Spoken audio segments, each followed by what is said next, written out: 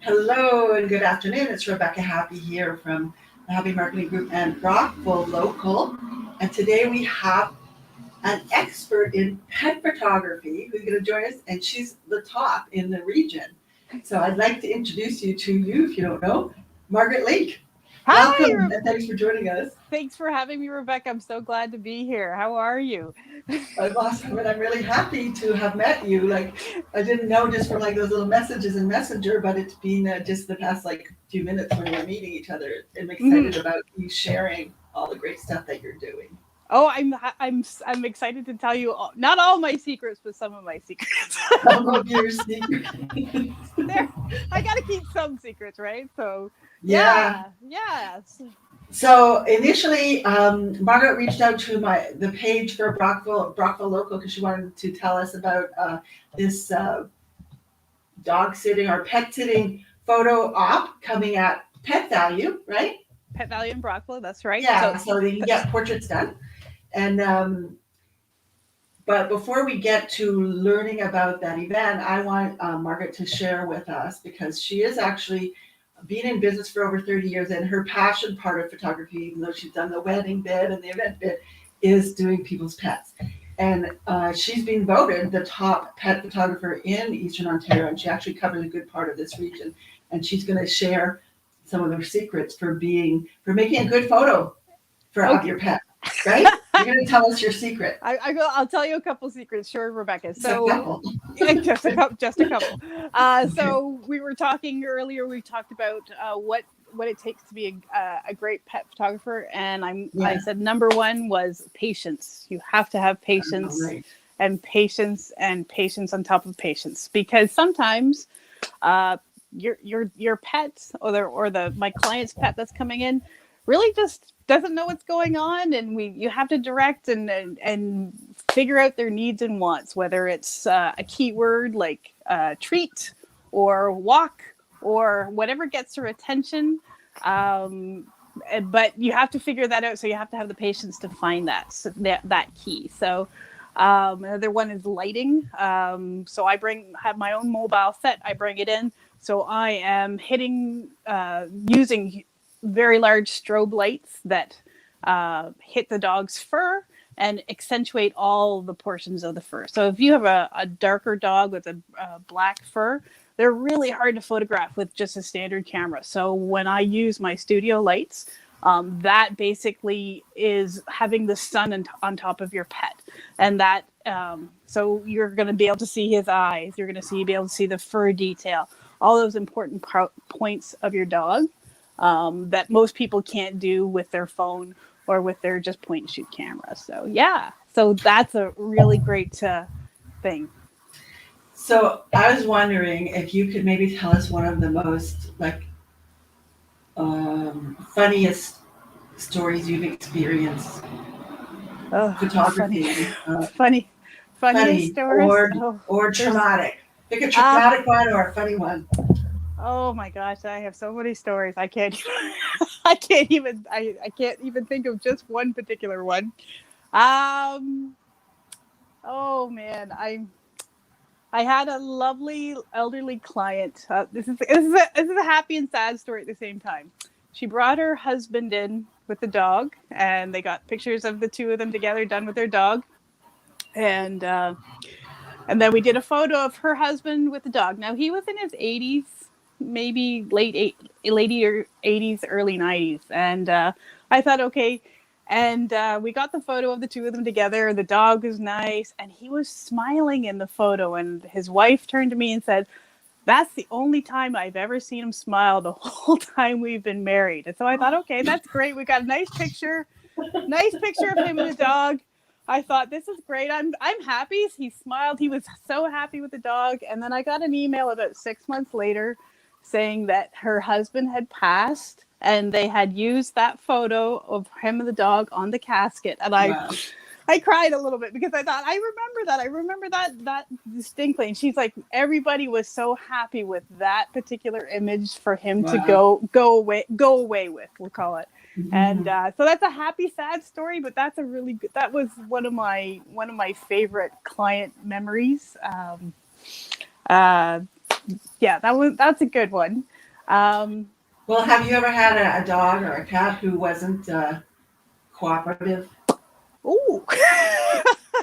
I've had several cats. Cats are a little bit trickier than dogs because they're out of their home environment. Dogs get walked all the time, so or a lot of the time, so they're out of the house. Now cats don't normally leave the house unless they're going to the vet.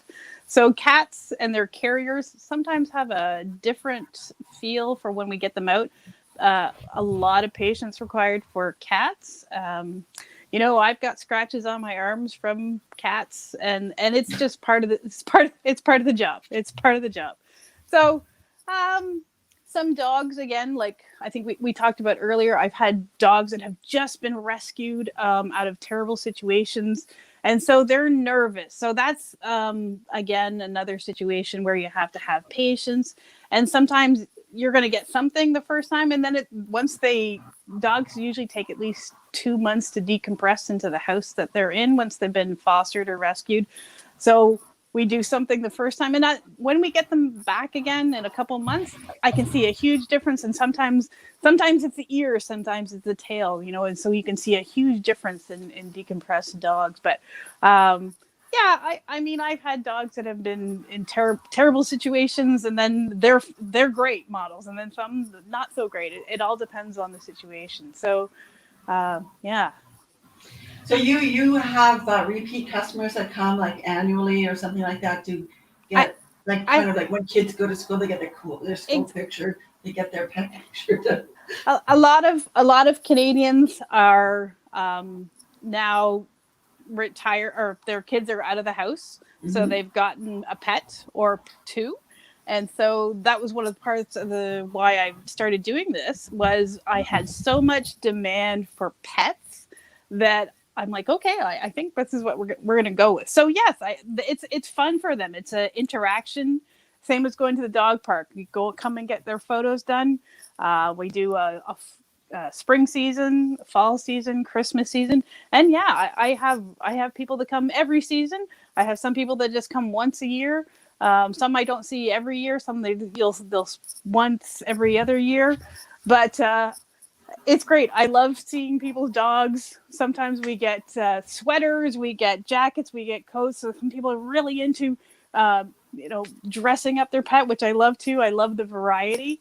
So I have wonderful customers. Absolutely, absolutely the best clients ever. I love them all, and I miss seeing during COVID we were shut down, so I missed everyone's dogs and everyone's cats. So back on the saddle, and glad to be petting everybody else's dogs and cats. So So the event that's coming up on September 25th in Brockville, yes, is that the first one of the season for this whole that is area? that is the first one of the season for this whole area. So Brockville is my one of my best places to go to. I have lovely clients there, where we have a really strong pet community in Brockville.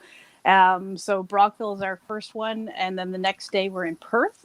So that those two events are usually one right after the other. I usually do that. I get consistent with trying to keep the dates similar, so people go, okay, it's September, I know it's going to be here, and then it's going to be there. So yeah. So um, on September 25th, you're going to be at the Pet Valu in Brockville, Correct. Yeah. and anybody who wants can come in with their pet Yeah. to have a photo shoot. Yes, they have to have an appointment ahead of time. So we are going to list the phone number. I think you're going to do that for me. Yeah. So, like, how do you have a limited amount of people that are dogs or animals that you're going to be able to welcome? I have about 30 spaces available, and if I'm not full, I can help walk-ins as well. But it'll depend on that. That's going to be I try and fit as many people in. So, if somebody forgot to make an appointment, and if I've got a space, we'll get them in and make sure they're happy and get photos of their pet. So yeah, before COVID, we used to just do walk-ins, but now because of trying to keep people spaced, we do the appointments. And again, like I said, if we can space people in between for walk-ins, I'll try. It'll just depend on the day. So, but yeah, So is this considered the fall season or the Christmas season? So this is fall season. This is fall season. However, whenever I come to do fall, I have a Christmas set as well. Now, there's no Santa, but I have some people that can't make the Santa set when I come again, or I used to have a lot of snowbirds that would leave in late October. So we would do Christmas early so they wouldn't miss out. Maybe not so many people leaving this year, but I always give people that option if they want to get their Christmas cards done early, or just just be prepared just in case they can't make my next event, which is in Brockville is November 20th. So we bring Santa back in. We bring Santa in and he comes again. So I try and be as flexible as possible with people for what they can get when they come to the event. They don't have to do that, but it's an option for them if they want to do it. So. Okay, so I read on your poster that you probably for the past 30 years that a percentage of all the sales that you do when doing pet photography, you're giving to one rescue or another, like 14 or 15 in the region. Is that? Yes. Yep. And so tell us about the one that's you're going to be supporting this run in Brockville. Sorry. So this year we're supporting I Am Alive Dog Rescue. So Iona runs that one, and we've been a supporter of her rescue for quite a while. Sometimes we do the SPCA in Brockville. We mix it up every year. We change it up and do a different rescue. But so that's for this particular event. There is never enough money for rescue for anybody's rescue. So this is important to. If you want to come and just support the rescue, they have a jar there as well. So if you wanted to put some money into their jar, I encourage that too. Rescue is so important, and it's it's an endless pit of vet bills. So we really want to make sure that we can put money back into them as well. So yeah. So when you're doing these events, public events like this, is the not-for-profit always present there at the same time? They don't have to be. It's just because of COVID, we're kind of limited on the number of people that can be in the store as well. So they don't have to be there. I have some So for example, we're in Perth the Sunday afterwards, and the rescue that we're promoting is doing a bake sale and a nail clip at the same time. That doesn't always happen, but sometimes they can be there. Sometimes they're busy doing promotion and fundraising, or trying to adopt animals out. They can't be there, and there's only so many days in the week. So so if they can be there, great. If not, that's fine too. But we want to make sure people know, because a lot of people have gotten dogs from I Am Alive, and they come in as my customers as well, and that makes me really happy that they've gotten a dog from a local shelter that's nice. That does a lot of great work. So yeah. So it's important for people to realize that you need to call to book an appointment if you want to get your pet's photography done on September 25th with Margaret. So the number is there, 613-342-2422. And there's 30 spots available. So those will book up fast because she is the best in the region. Okay, yay, Rebecca, sure. Even in Ottawa and places that you hardly go to, people drive to get a spot with you. I have people that have driven 2 hours before because they couldn't get it done where they were living, so they drove. I've had people come across from Gatineau, from Quebec. Nobody from the U.S., but I've had it's a lovely mix of people that really love their pets, and I can't be so grateful to these people for supporting my business, and it's happy.